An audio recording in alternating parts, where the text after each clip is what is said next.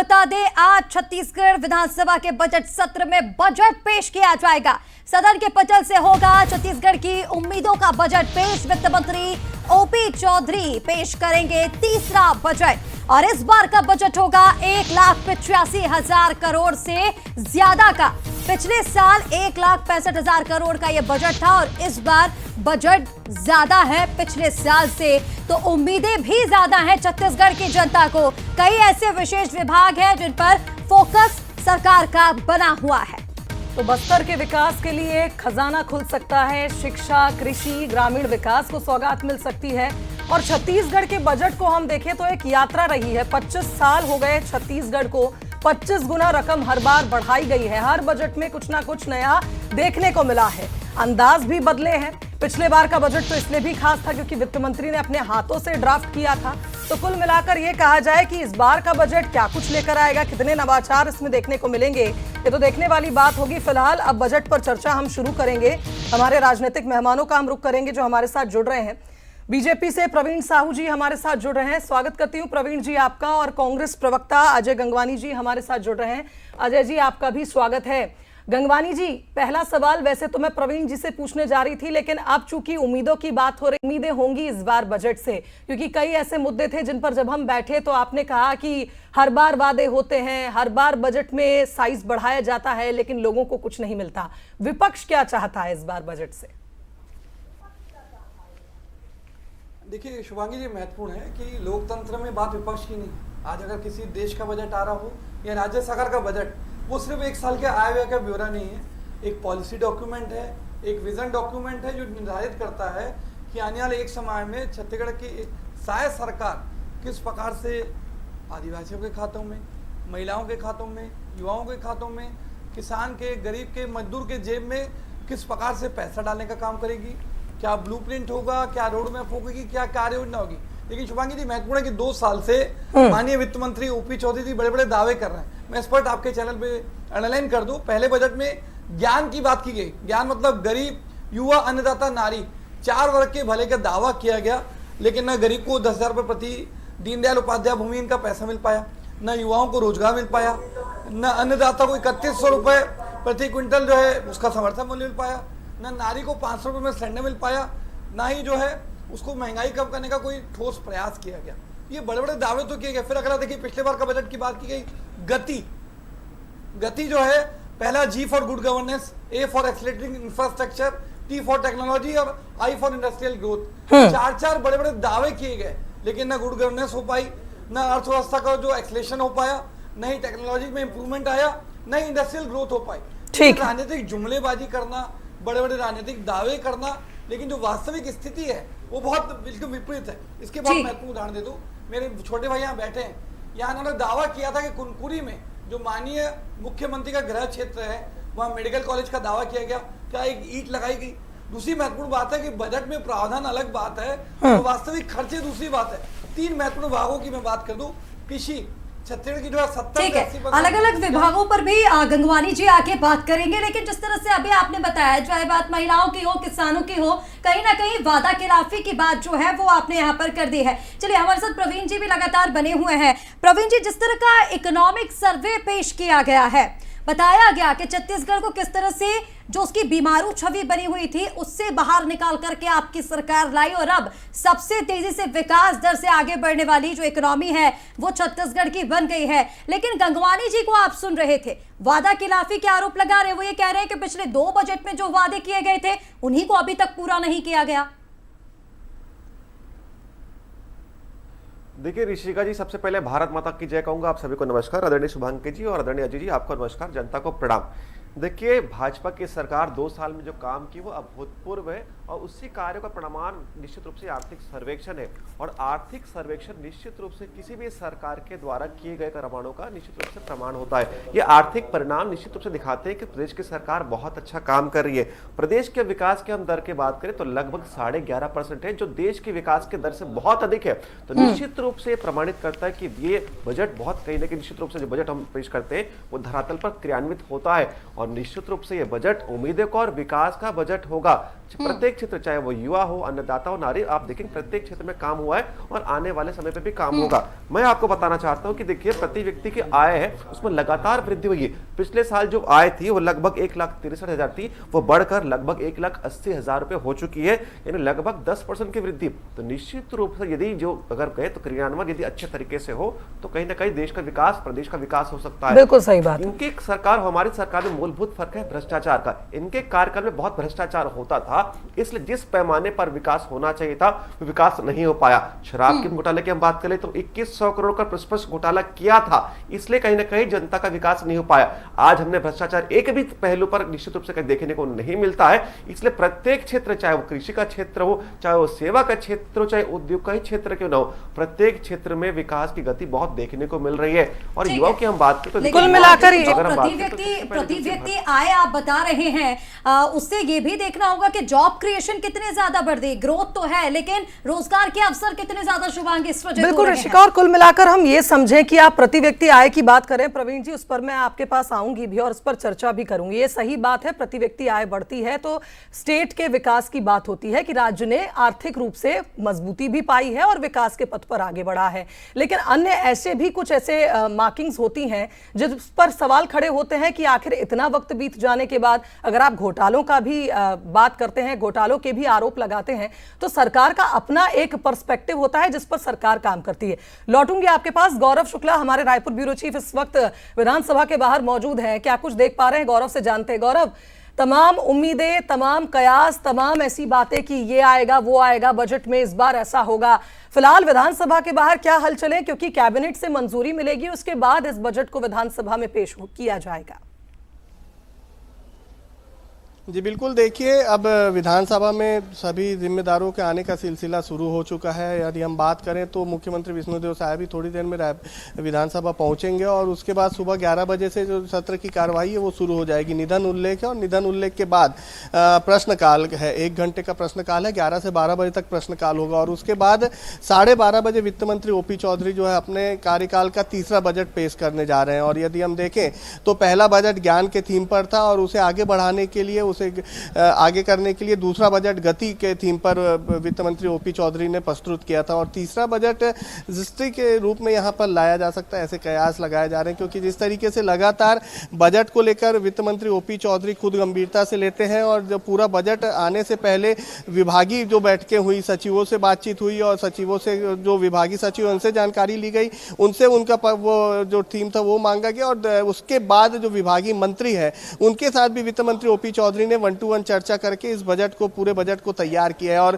कहीं ना कहीं जो प्रधानमंत्री नरेंद्र मोदी है और उनका जो विजन 2047 है उसको लेकर इस पूरे थीम को बेस्ड किया जाएगा। क्योंकि लगातार छत्तीसगढ़ में भी मुख्यमंत्री और वित्त मंत्री के द्वारा जो विजन 2047 है उसे लेकर चर्चा की जाती थी। और कल जिस तरीके से वित्त मंत्री ओपी चौधरी ने अपना बयान दिया था और उन्होंने उसमें कहा था कि विजन 2047 पर फोकस किया जाएगा और छत्तीसगढ़ कृषि प्रधान राज्य है तो कहीं ना कहीं कृषि के क्षेत्र में भी यहाँ पर काफ़ी कुछ इस बजट में आने की उम्मीद जो है वो जताई जा रही है। और जो डेवलपमेंट है उसको, डेवलपमेंट को लेकर भी यहाँ पर अलग अलग थीम में जो है काम किए गए हैं, अलग अलग बजट यहाँ पर दिए गए हैं। ऐसा कयास लगाया जा रहा है कि इस बार के बजट में कि जो योजनाएं चल रही हैं उन्हें विस्तार उनका करने के लिए निश्चित तौर पर बजट को बढ़ाने की बात कई मंत्रियों ने कही। खुद मुख्यमंत्री भी लगातार ये बात कहते आए हैं कि इस बार बजट को हम इस तरह से बढ़ाएंगे कि जो योजनाएं चल रही हैं या जो आने वाले वक्त में योजनाओं का विस्तार होना है उसके लिए पर्याप्त धन हम जुटा सकें। फिलहाल बहुत शुक्रिया आपका तमाम अपडेट्स हम तक पहुंचाने के लिए। कुल मिलाकर ये कहा जाए कि जिस तरह से आज छत्तीसगढ़ का बजट, उम्मीदों का बजट और विकास का बजट, दोनों ही पॉइंट्स को ध्यान में रखते हुए किया जा रहा है, बात हो रही है। प्रवीण जी, मैं आपके पास ही आना चाह रही थी क्योंकि वो बात अधूरी रह गई थी। आपने पर कैपिटा इनकम की बात करी थी तो फिर मुझे वो समय भी याद आता है जब छत्तीसगढ़ स्ट्रगल कर रहा था कुछ ऐसे सेक्टर्स में आगे बढ़ने के लिए जहां आज हम विकास देख रहे हैं, फिर चाहे वो इंडस्ट्रियलाइजेशन हो या आदिवासी क्षेत्रों में नई जो योजनाएं लाई जा रही है या उनके जीवन को बदलने के प्रयास किए जा रहे हैं। पर बड़ा सवाल यह भी है कि आप एक और नियत नीलानार जैसी पुनर्वास नीतियां चला रहे हैं तो इसमें भी आपको बजट बढ़ाना होगा। बैलेंस कैसे होगा? क्योंकि कई नक्सली मुख्य धारा में जुड़ रहे हैं और डेडलाइन के बाद और भी संख्या बढ़ जाएगी। देखिए, निश्चित रूप से जो लोग नक्सल विचारधारा को त्याग कर अगर मुख्य धारा में आ रहे हैं तो उनका स्वागत निश्चित रूप से होना चाहिए और सरकार लगातार उसके लिए काम भी कर रही है। एक चीज मैं आपको स्पष्ट कर दूं कि नियत नीलारण कोई एक योजना नहीं है, निश्चित रूप से बंच अगर कहें तो एक तरीका है जिसके माध्यम से धरातल पर 50 से अधिक योजनाओं को निश्चित रूप से वहां के लोगों को हम क्रियान्वित कर सके। तो नियत नीलारण एक तरीका जिसके माध्यम से सरकार वहां के लोगों को डायरेक्टली 50 से अधिक योजना का वहां पर लाभ दिलवा रही है। और जो आपका मूलभूत प्रश्न है, देखिए अगर वो मुख्य धारा में जोड़ते हैं तो निश्चित रूप से उनके लिए फंड्स का अलॉटमेंट किए भी है। अगर लगातार हम बात करें तो पुनर्वास नीति के लिए भी बहुत सारी योजनाएं की है और जब वो मुख्यधारा में जोड़ेंगे तो लगातार कहीं ना कहीं उनकी आने से भी इस देश के और इस राज्य के कहीं ना कहीं विकास में कहीं ना कहीं योगदान हमको प्राप्त होगा। और हम तो चाहते हैं कि प्रत्येक व्यक्ति का निश्चित रूप से योगदान मिले। तो यदि हमारे भाई जो नक्सल विचारधारा वर्तमान में लिप्त है, यदि त्याग कर इस पर आते हैं तो इससे बड़ी वही बात हो ही नहीं सकती। आपने जो अपने चैनल पर प्रमुखता से दिखाया कि तेलंगाना के देवजी और संग्राम जी जो है, जो बड़े बड़े नक्सलवाद के हैं और विचार जो समर्थक है, वो यदि त्याग कर अगर निश्चित रूप से मुख्य धारा में आ रहे हैं तो ये बहुत अच्छा विषय है, प्रदेश के लिए भी हर्ष का विषय है। साथ ही अगर हम बात करें इंडस्ट्रीज के लिए हम बात करें तो प्रत्येक क्षेत्र, प्रत्येक इंडस्ट्री हो, चाहे वो अगर इंडस्ट्रीज की हम बात कर ले या नक्सल क्षेत्र के लिए हम बात करें, सभी के लिए हम निश्चित रूप से समावेश कर रहे हैं कि कैसे सभी को हम निश्चित रूप से साथ में लेकर चले। तो वो चाहे वो बस्तर का क्षेत्र हो, चाहे सरगुजा का क्षेत्र हो, प्रत्येक क्षेत्र को हम समाहित करके लगातार प्रत्येक वर्ग के लिए अच्छा बजट हम बना रहे और जिस भी जगह पर बजट की यदि अलॉटमेंट की अधिक आवश्यकता होगी वहां पर हम बजट के अलॉटमेंट अधिक करेंगे। ठीक है प्रवीण जी, गंगवानी जी हमारे साथ लगातार बने हुए हैं। गंगवानी जी देखिए, अब ये तो नहीं कहा जा सकता बिल्कुल भी कि विकास नहीं हुआ है, क्योंकि पर कैपिटा इनकम की बात कर ली जाए या फिर आप जीएसडीपी ग्रोथ को ही देख लीजिए, 11% तक जो पहुंचने की बात इकोनॉमिक सर्वे में की जा रही है और इकोनॉमिक सर्वे की जो झलक है वो कहीं ना कहीं बजट में सर देखने को मिलती ही है। ऐसे में पूर्व मुख्यमंत्री भूपेश बघेल को भी हमने सुना था जहां वो ये बता रहे थे कि बजट पूरी तरह से झूठ का पुलिंदा है, लेकिन साफ तौर पर तो ऐसा नहीं कहा जा सकता ना। आप ही देखिए, उद्योग और कृषि क्षेत्र की अगर हम बात कर ले तो पहले क्या स्थिति थी और अभी क्या स्थिति है। देखिए शुभांगी जी, बिंदुवार बात करूं आपके चैनल पे, माननीय वित्त मंत्री खुद आईएएस अधिकारी रह चुके हैं। बहुत चतुराई से आंकड़ों की बाजीगरी करके पूरी तरह से झूठ परोस के क्षेत्र की जनता को भ्रमित करने का दुष्प्रयास लगातार कर रहे हैं। मैं थोड़ी बात है 3 से 4 आंकड़े दे दूं। अभी तक जो जीएसडीपी की गणना की जाती है वहां पे जो कुल उत्पादन होता है, अभी जो जीएसडीपी की कैलकुलेशन की गई है उसमें एमआरपी और टैक्सेस को भी शामिल किया गया है। इसके आधार पर जीएसडीपी ज्यादा दिखे। दूसरी वास्तविक आंकड़े ये तो स्पष्ट रूप से दिखता है शुभांगी जी कि जो मौसम है वो सिर्फ साया सागर की फाइलों में गुलाबी है। जब धरातल में स्थिति देखेंगे तो बहुत बुरी तरह बुरा हाल है। आप देख लीजिए, कर्मचारी हड़ताल पे हैं, किसान लगातार आत्महत्याएं कर रहे हैं, महिलाओं का घरेलू बजट बिगड़ा हुआ है और लगातार किसान बेचारे कभी धान के उस खरीदी के लिए भटक रहे हैं, कभी टोकन के लिए भटक रहे हैं। तो हर वह लगातार परेशान और हताश दिख रहा है। ये महत्वपूर्ण है शिवांगी जी कि जब राज्य का बजट आता है तो यहाँ की आम जनता, महिला, युवा एक उम्मीद, एक आकांक्षा, एक अपेक्षाएं लेके बैठता है। लेकिन लगातार 2 साल का जो बजट रहा है हर वक्त ठगा महसूस कर। मैं कुछ महत्वपूर्ण उदाहरण आपके चैनल पे दे दूं। मोदी गारंटी के नाम पे बड़े बड़े वादे किए गए। मेरे छोटे भाई से मैं पूछना चाहता हूं, क्या महिलाओं को 500 में सिलेंडर मिल पाया? 1 लाख युवाओं को रोजगार का दावा किया गया था। आपकी सरकार को 2.5 साल हो गए, क्या 50,000 युवाओं की भर्ती आप सरकारी नौकरी में कर पाए? जो अनियमित कर्मचारी को 100 दिन में नियमित करने का वादा किया था, क्या एक भी अनियमित या संविदा कर्मचारी नियमित हो पाया? 18 लाख प्रधानमंत्री आवास सिर्फ होर्डिंग और जो है विज्ञापनों में दिखता है। किसी एक के खाते में पैसा डाला तो बता दीजिए ना, किसानों को 3100 मिलता है। जो तमाम लगातार बड़े बड़े दावे तो किए गए, तमाम बिंदु आपने उठाए हैं और आखिरी 10 सेकंड ले लो शिवांगी जी।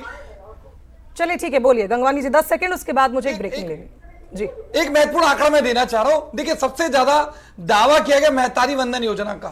छत्तीसगढ़ में 70 लाख महिलाएं हैं। 1000 रुपए के हिसाब से प्रति माह 700 करोड़।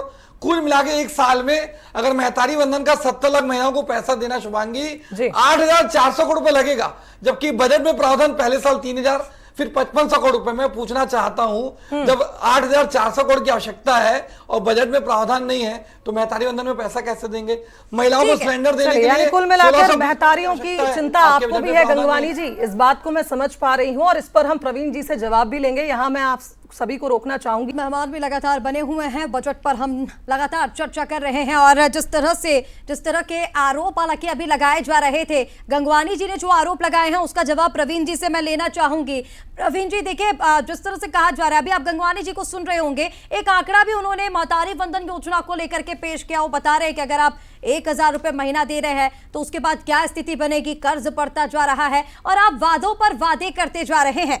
कर्मचारी हड़ताल पर हैं, किसान आत्महत्या कर रहा है, महिलाओं को सहयोग नहीं मिल रहा है, तो किस बात के आप बार बार वादे और दावे कर रहे हैं, इसका जवाब जल्दी से दे दीजिए। ऋषिका जी देखिए, इनका पहला जो प्रश्न था और भूपेश बघेल जी का जो आरोप था कि बजट झूठ का पुलिंदा है।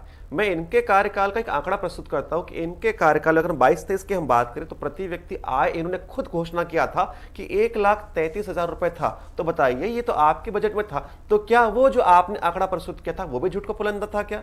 निश्चित रूप से जब आंकड़े आप प्रस्तुत करो तो बिल्कुल आंकड़े अच्छे हैं, यदि हम आंकड़े प्रस्तुत करें तो झूठ का पुलिंदा कहते हैं, निश्चित रूप से बात गलत है। रही बात देखिए दूसरे विषय की, महतारी वंदन योजना की बात कर रहे थे, तो लगभग 70 लाख पात्र महिलाओं के खाते में आज तक अनवरत प्रत्येक माह 1,000 रुपए पहुंच रहा है। तो निश्चित रूप से उस महिलाओं के खाते में सीधा पैसा पहुंच रहा है। और देखिए महिलाओं का विश्वास ही देखिए कि चुनाव के पहले उन्होंने वादा किया था भाई कि हम प्रत्येक माह 1,500 रुपए देंगे, लेकिन जनता जानती कि कौन जो है सच्चा काम कर सकता है, इसलिए हमने कम यानी 1,000 रुपए देने का वादा किया था। उसके बावजूद भी निश्चित रूप से जनता ने विश्वास हम पर जताया और उसी विश्वास को हम पूरा करते आज अनवरत हम लगातार खातों में पैसे पहुंचा रहे हैं। तो इनकी तरह झूठा काम अभी आपको पूरा करना भी है, क्योंकि जनता ने भरोसा जताया है। और जब निकाय चुनाव में बीजेपी जीती थी तो कहा जा रहा था कि ट्रिपल इंजन की सरकार अब छत्तीसगढ़ में दौड़ रही है। तो निश्चित तौर पर इस पर भी हम बात करेंगे। तमाम ऐसे भी बिंदु थे जो अजय गंगवानी जी ने बेरोजगारी का मुद्दा उठाया था, उस पर भी लौटेंगे। लेकिन इस बीच हमारे सहयोगी अमन पांडे बिलासपुर से लाइव जुड़ रहे हैं, उनका हम रुख करेंगे। अमन, बिलासपुर को भी इस बार कई उम्मीदें हैं बजट से, क्योंकि तमाम ऐसे वादे, तमाम ऐसी घोषणाएं हाल ही में हुई थी बिलासपुर के विकास को लेकर। इस वक्त आप कहां मौजूद हैं, किन लोगों के साथ मौजूद हैं, जरा बात करिए। देखिए, निश्चित तौर पर जिस तरह से बीते दिनों मुख्यमंत्री विष्णुदेव साय ने उच्च स्तरीय बैठक ली, बैठक में बिलासपुर को छत्तीसगढ़ का दूसरा ग्रोथ इंजन बनाने पर चर्चा की गई और उसके बाद बजट आज आने वाला है, तो इससे लोगों की उम्मीदें जुड़ी हुई है। मेरे साथ जो तमाम लोग मौजूद हैं ये अलग अलग वर्गों से हैं, व्यापारी हैं, स्थानीय जो काम करने वाले लोग हैं, प्राइवेट कंपनियों में वो हैं, सरकारी नौकरी करने वाले लोग हैं। कुल मिलाकर छत्तीसगढ़ की आम जनता है जो आज के बजट से उम्मीदें लगाए बैठी है। तो सीधे इनसे बातचीत करेंगे, समझेंगे आज बजट आने वाला है, छत्तीसगढ़ का बजट किस तरह से चाहते हैं, किस तरह का बजट।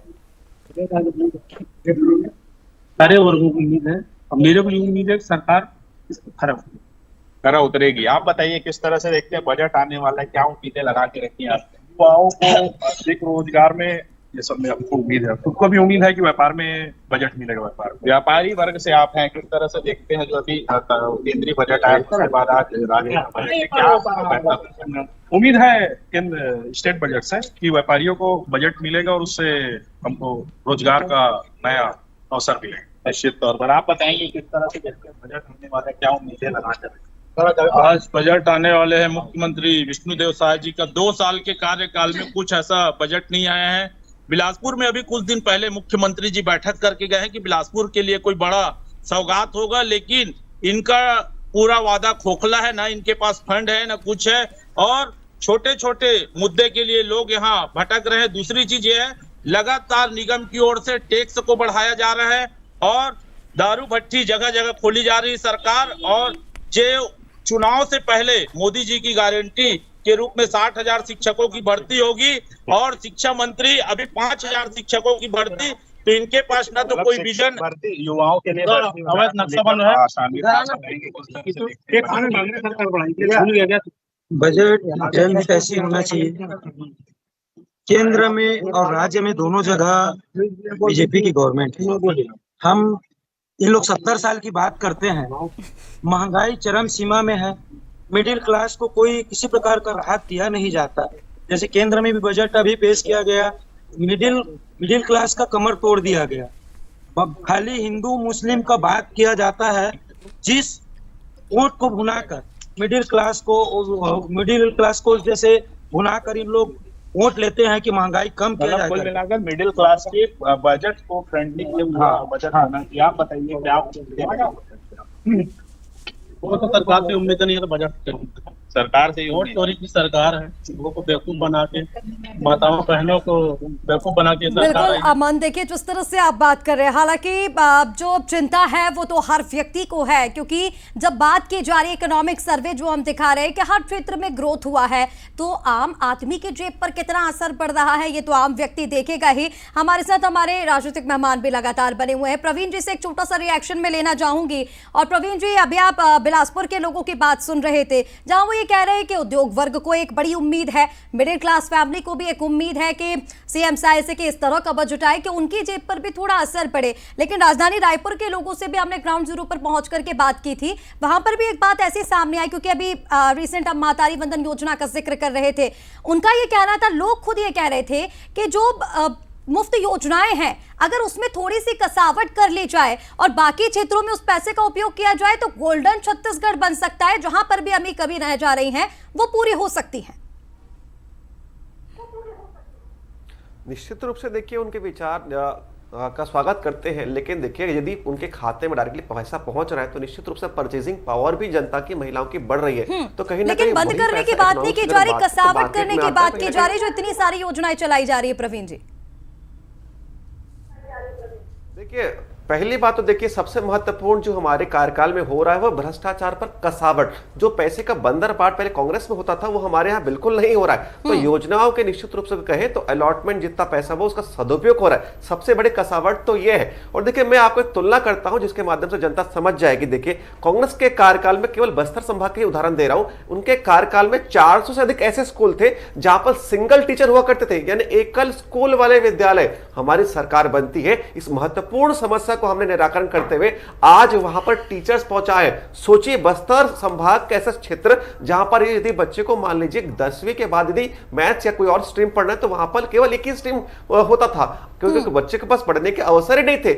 आज हमारी सरकार ने वहां के लोगों की चिंता की है, वहां पर स्कूलों में शिक्षक पहुंच चुके। तो ऐसे प्रत्येक क्षेत्र में हमने काम किया है, वो चाहे वो स्कूल का क्षेत्र हो, चाहे वो कहीं ना कहीं मेडिकल्स की हम बात करें तो पीजी की हम बात करें तो लगभग एमडी और एमएस की 60 से अधिक सीटें पीजी में बढ़ाई गई है। पीजी बहुत बड़ा विषय है। तो प्रत्येक क्षेत्र में सरकार अच्छा काम कर रही है और यही विषय आने वाले ये बात सही है प्रवीण जी, आप कह रहे हैं हर सेक्टर में सरकार अच्छा काम कर रही है और निश्चित तौर पर काम कर भी रही होगी, क्योंकि जनता ने ऐसे ही भरोसा आप पर नहीं जताया है।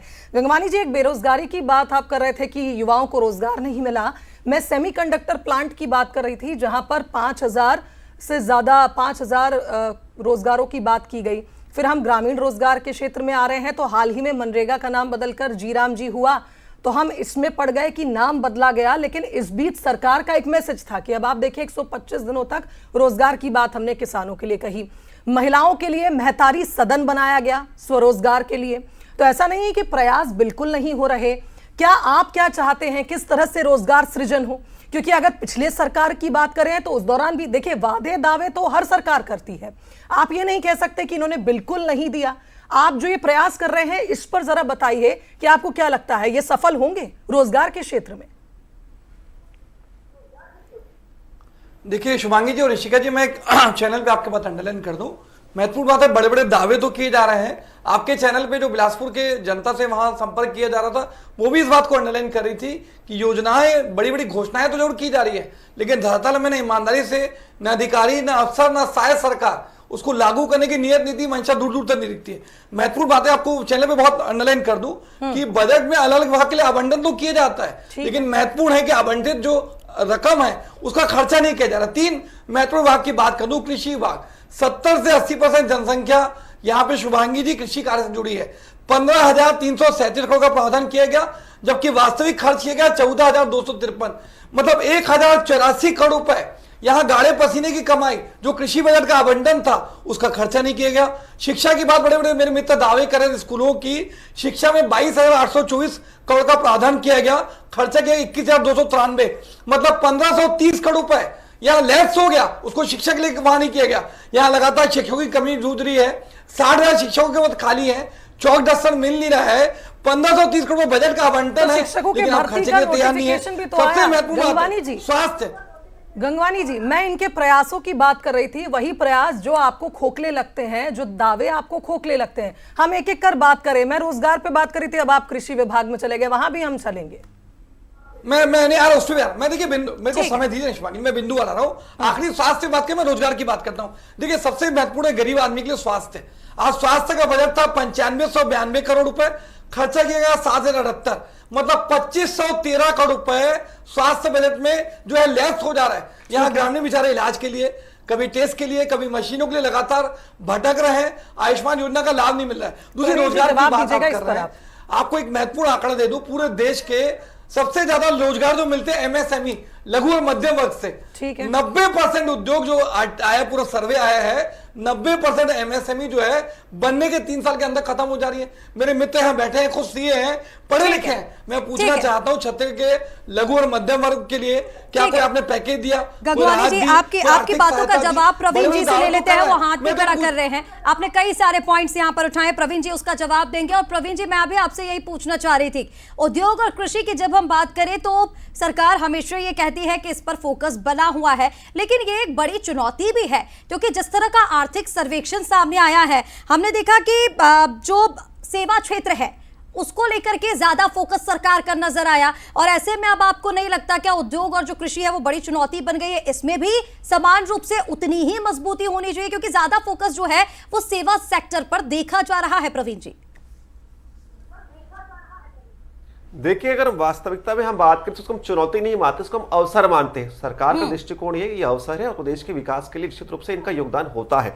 और देखिए, पहली बात है, मैं आदरणीय गंगवानी जी की बात कर रहे थे, ये लगभग शायद कृषि विभाग की बात कर रहे थे। ये खुद कह रहे हैं कि 15,000 करोड़ का आवंटन है और एक कह रहे हैं कि 14,500 करोड़ के आसपास का खर्च हो चुका है। तो सोच लीजिए कि लगभग 95% का तो खर्च हो चुका है। और देखिए, आने वाला माह बचा हुआ मार्च का, तो निश्चित रूप से जितना आवंटन है उतना तो खर्चा हो जाएगा।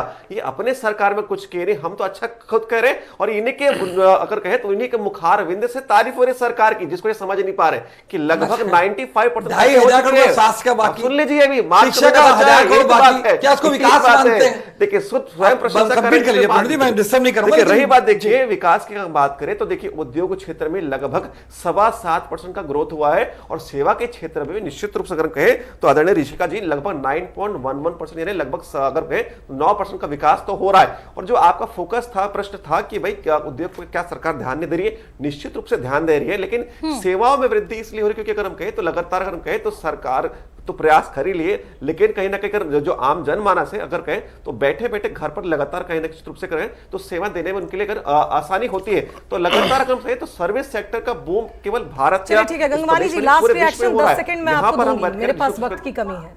गंगवानी जी देखिए, महत्वपूर्ण बात है कि आपके मोदी गारंटी पत्र में आपने 1 लाख युवाओं को सरकारी नौकरी देने का दावा किया।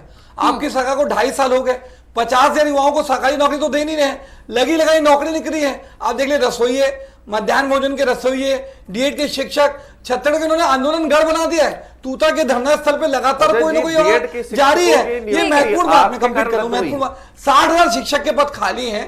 पहले बार आपने 33,000 का दावा किया, 20,000 का दावा किया, एक भी शिक्षक की भर्ती की तो बता दीजिए, स्वास्थ्य में एक भी कर्मचारी की भर्ती तो बता दीजिए। गंगवानी जी, जो पॉइंट्स आपकी तरफ से उठाए जा रहे, देखिए पॉइंट्स आपने इस तरह के पहले भी उठाए थे, प्रवीण जी ने सारी बातों का जवाब भी दिया है, लेकिन विपक्ष का काम सिर्फ उपेक्षा करना भी नहीं है। सर, आपसे पूछा था कि आप आने वाले बजट से क्या उम्मीदें करें। ठीक है सर, वक्त की कमी है, आप दोनों का हमारे साथ जुड़ने के लिए बहुत शुक्रिया।